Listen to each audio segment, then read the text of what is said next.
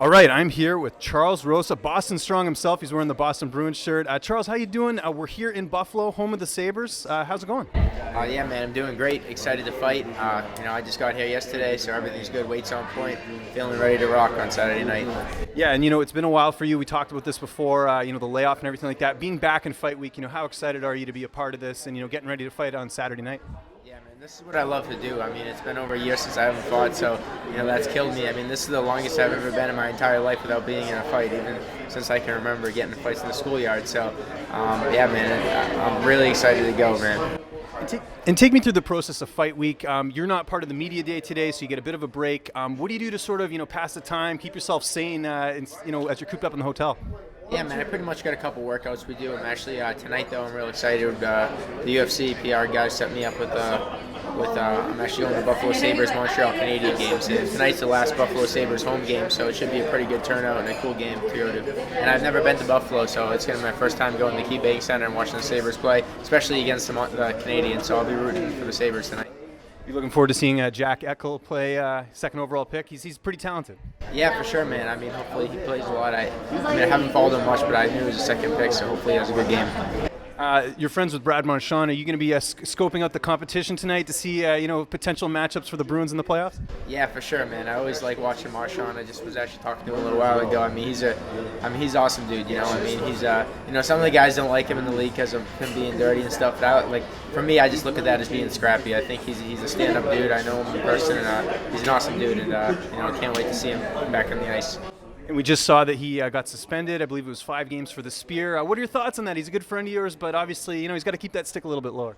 Yeah, I think it's just emotions, man. That's how it is. I used to play the same way. I wouldn't really do too many cheap shots when I play hockey, but when somebody gets under your skin, you don't really know what's happening behind the scenes or what the guy's saying to him in front of the net. He could be saying something pretty dirty or saying something, so sometimes you just snap, and, he's a fireball, so that's probably what happened. And what's the plan for the rest of the week? Obviously, you're not doing much in terms of drilling and things like that. How do you sort of keep yourself going during fight week up to Saturday? You don't want to get injured, obviously. Yeah, I got my coach Mike Brown here, Roger Carl, and my striking coach, my wrestling and jiu-jitsu coach. So pretty much. I work with them all camp, so we just flow. Make sure we get a good sweat going. I put the sweats on, and just keep everything flowing and just drill all the techniques I've been drilling for the last, pretty much for me the last year, just for getting ready for this. So. And I know your close friend, fighter for CES, Rico De Julho, is going to be coming in. I believe it's tomorrow, something like that. He's got a fight coming up in a week. How important is it to have him in your corner and support you for this fight? Yeah, it means everything, man.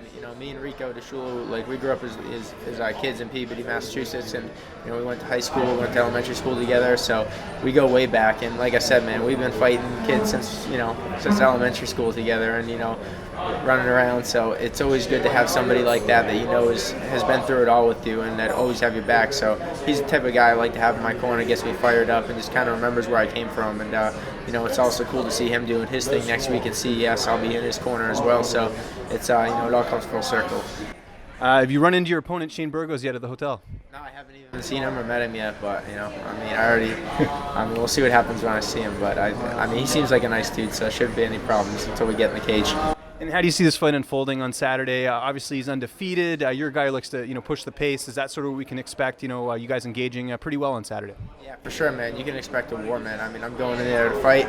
From what he says, I've watched a couple of interviews. He's coming. He said, he doesn't seem like a guy that likes to move backwards, and I'm not either. So you can definitely expect some fireworks. And I'm going for the kill the whole time. So we'll see how long he can last before I get it.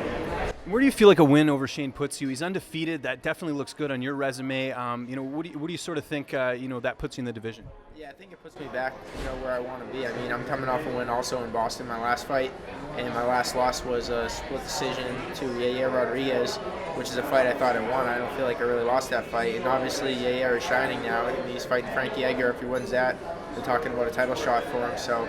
I lost that split decision to him in Mexico, and he's a Mexican guy, so 2 Mexican judges said he won, 1 said I won, and it didn't go my way, but it's definitely a fight I want back one day. And then, I submitted Sean Soriano from the Waxahachie before that, from the previous year, so, I don't really feel like, I'm in a bad spot with the UFC. I just feel like, that one fight, but, I'm back on track now, back to my winning ways, and I'm looking to take out Shane Saturday night.